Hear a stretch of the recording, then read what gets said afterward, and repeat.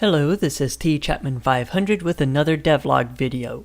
But before we get started, I have reactivated my Patreon page, again, and have created a Ko-fi page. Links are in the description for those interested in supporting my projects. Now, on to the video. One disadvantage to prototyping in the Unity engine is that you have to deal with the PhysX simulation engine. All you need to know about PhysX is that it's garbage, especially the tire model. Watch this. I have a rear-wheel drive vehicle that I'm using to test my game with. I'm going to try to do some donuts. Why can't I do donuts? Because the PhysX wheel collider can lose traction in one axis without losing traction in the other axis. Here's what's supposed to happen. This works because the rear wheels have lost traction while the front wheels are maintaining traction. So when the rear wheels push the car forward with what little traction they have, the front wheels roll in the direction they are pointed.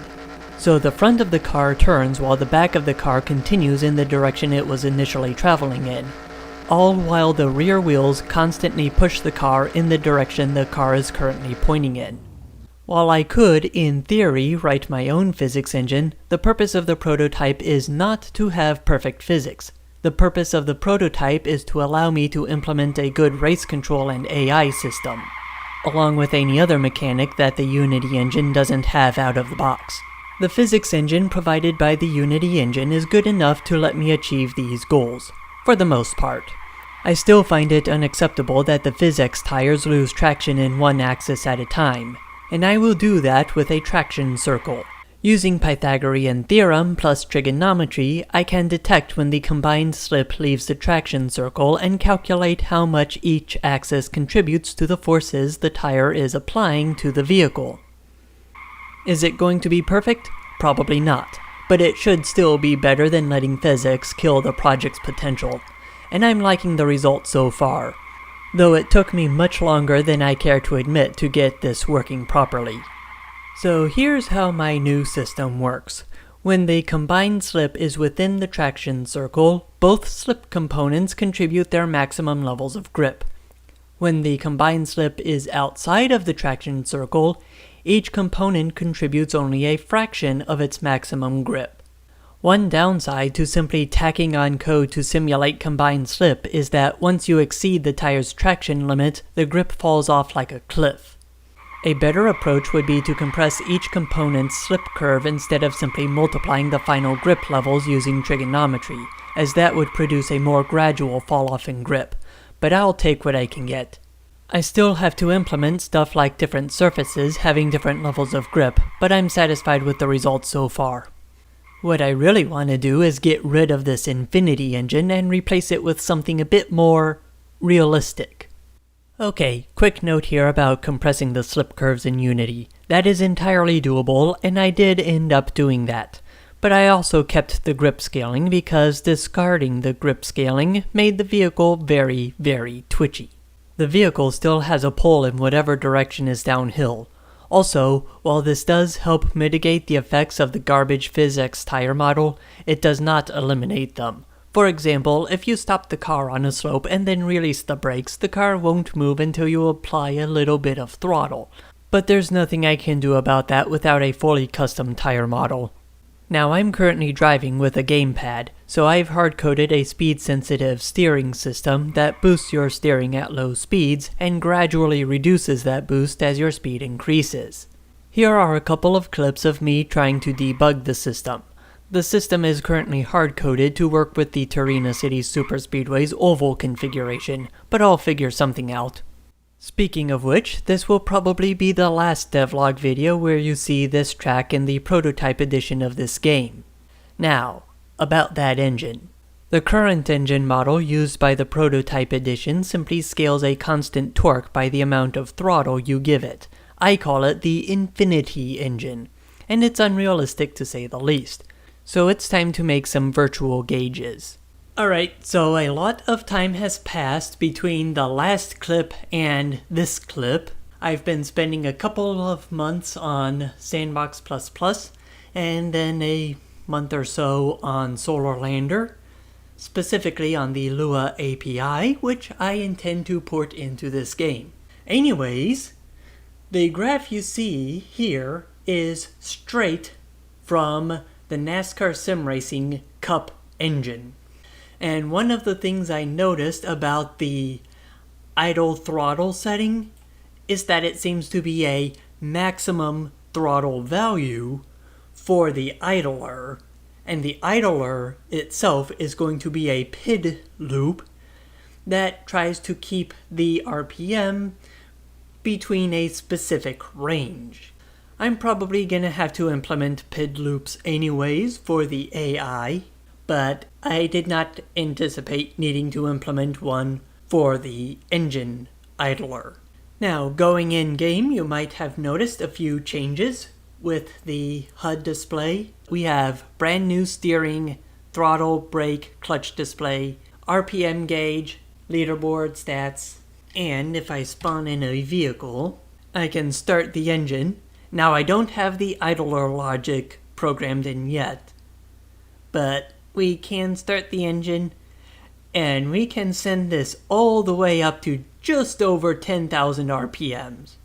So yeah, that's the max, and I think we should be able to let the RPM drop to about 500 before even maximum throttle won't recover it. Oh, it's barely able to recover at 300 RPM, so that's good. Now, I don't have any sound for this yet, and I do have gears implemented. We only have 4, but that should be enough. I need to implement the idler so that the engine just doesn't stall out. I have to implement transmitting the engine torque through the clutch to the drivetrain to the wheels, which should be fun. So, yeah, that's gonna be the next segment of the video. Also, I have found someone else trying to make their own racing game. It's called My Sim Racing, and I will leave a link to his first video in the description. Alright, let's see how well this idler does. Just gonna start the engine. I think it does pretty well. Also, I actually used a YouTube tutorial on how to implement PID controllers. After quite a bit of trial and error, I finally got the car to be able to move. And while I have implemented some sort of auto-clutch system, I actually have it disabled for now. Also note that there is a big difference between a system that technically works and a system that works without bugs. My system works with bugs, but I've ironed most of them out. One of the things you might have noticed is the fact that the tires tend to squeal on and off very rapidly with very little acceleration values. It's driving me crazy and I don't know how to fix it. Anyways, here's the car at full speed. It's not quite as fast as I would have liked, but that's nothing that a little bit of tweaking of the drag and rolling resistance can't fix. And here's the results of those tweaks.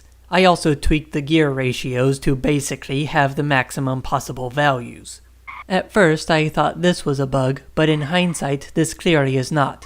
Except for the fact that the vehicle never started moving until after I released the clutch. You can blame the Unity tire model for that. Now, because perfection is actually the enemy of progress, I'm going to leave in the clutch model just the way it is and probably just put back the auto clutch. This is just a prototype game after all, but don't worry, I'll be tweaking a whole lot of stuff later on. Much later on. So after quite a bit of research, I finally got something that I am mostly satisfied with. The idler will now also adjust the engine RPM based on your throttle input, anywhere between the target idle RPM and the max RPM that the samples produce. I will definitely have to tweak it to make it feel more natural though, and to reduce the jittering. The main bug that I'm working out right now is how the engine behaves when it should stall, because right now, if the engine is running and we shift into first without pushing in the clutch, the engine fails to stall. Only to stall when we put it back into neutral. And if you shift the car into gear while the engine's not running and are not applying either the brakes or the clutch, the car has no problem propelling itself, albeit very slowly. As a bonus, I still have not figured out why the tires keep squealing at low speeds or relatively low accelerations at reasonably fast speeds. So I tried to isolate a jittering issue by removing the engine idler, and the good news is the jittering issue has been isolated. The bad news is I don't know how to eliminate it yet. As you can see here, I have mostly fixed the issue with the car creeping forwards or backwards whenever it's in gear with the engine not running. The problem is it still is technically creeping forwards or backwards when in gear, just almost imperceptibly slowly. I think I'll end this video off here and make fixing the car a two-parter. I might feature a devlog in between these two parts, and that devlog might feature some content from part 2. Anyways, if you want to support this channel, you can do so via the Patreon or Ko-fi links in the description. I hope you enjoyed the video. Don't forget to rate, comment, subscribe, and share, and I will see you in the next video. This is T Chapman 500 signing off.